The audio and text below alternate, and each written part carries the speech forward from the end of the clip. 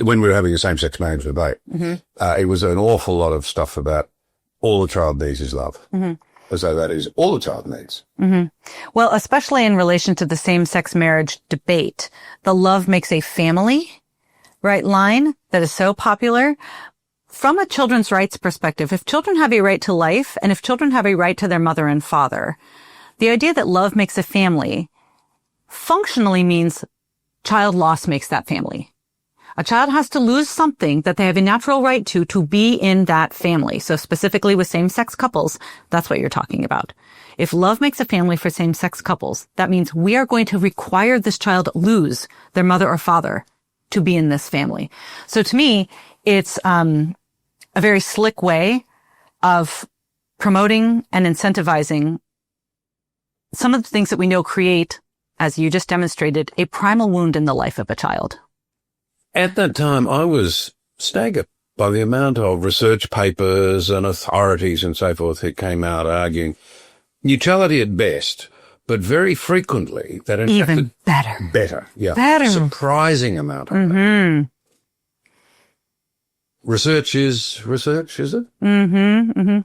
Yeah, the problem with the children with same-sex couples fare even better than kids raised by their heterosexual parents is that it flies in the face of everything else that we've already established up after decades of research on family structure.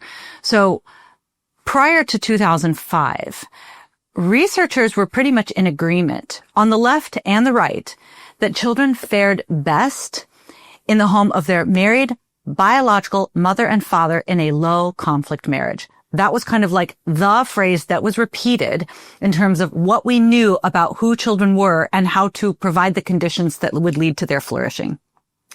But then something strange happened in 2005, leading up until about 2015, is there was this glut of studies that kind of came on the market about how children fared no difference if they were raised by two mothers or two fathers. I was just on a podcast this morning with Josh Zepps, and we had a conversation about this. He pulled out a clipboard and he's like, let me just read through all the studies that show that same-sex parents, that there's no damage to children when they're raised by two moms or two dads. And he's like listing off like Psychology Today and this university and this study and all of that. And I'm like, oh yeah, tell me what else? And I said, there's very clearly all of these studies that if you want to say kids fare no different, there you go. There's your studies. And to his credit, he said, I know that some of these studies had some methodological problems, specifically that they used recruited samples, right? People that were invited into the study rather than examining population-based data or getting their participants at random. But it's beyond that. Those no difference studies, they were very small sample sizes.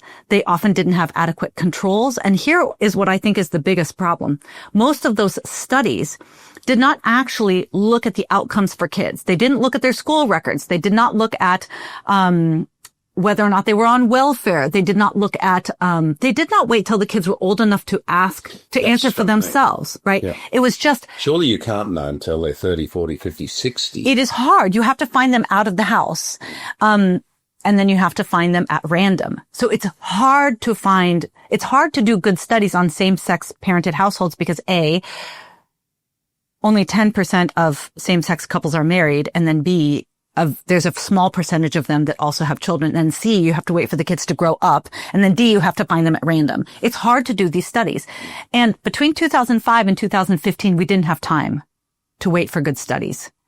We had an agenda to push. We had an institution to redefine. We had a marital history and tradition that needed to be updated and modernized. And so you got all of these studies that are, I don't want to say junk science, but very few of those studies are going to be able to meaningfully tell us something about the population at large. Now, there are a few studies that did use the gold standard, and when they did evaluate children that they found at random using massive population samples that asked the children themselves how they were doing or evaluated government data on actual outcomes, you find that no differences actually meant major differences, especially as it related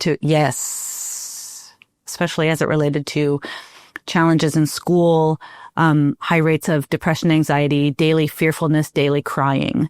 Paul Sullins did kind of the lion's share of the work on that. And so this should not be a surprise to us because we already had a lot of information about what it would take to lead to child flourishing as it relates to family structure. So Josh and I also talked about how when you're not studying same-sex parenting, if you're looking at family structure and you're studying anything other than two moms or two dads, sociologists largely agree on three things.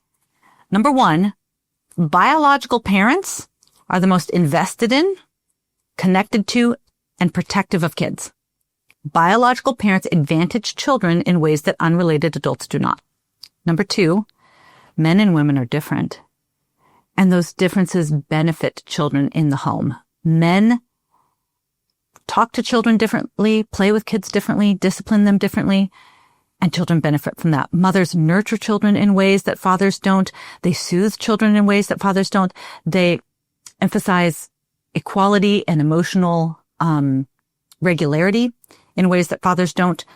And those are things that those are just realities. Mothers and fathers offer distinct and complementary benefits to children. And then number three, losing a parent is traumatizing to death, divorce, incarceration. Separate studies show that sperm and egg donation among heterosexual couples showed diminished outcomes with kids. So it's interesting because you've got these three truisms about family structure. Biology matters, gender matters, you shouldn't lose one or both of your biological parents. And then magically when you study same-sex parenting, somehow none of that matters. Even though you're always missing a biological parent. You're always going to be missing mother or father. And you've always lost a parent due to some level of tragedy or on the open big fertility market. So right there, you probably should be looking askance at those studies that say that love makes a family and those kids fare no different because it flies in the face of everything that we know about family structure.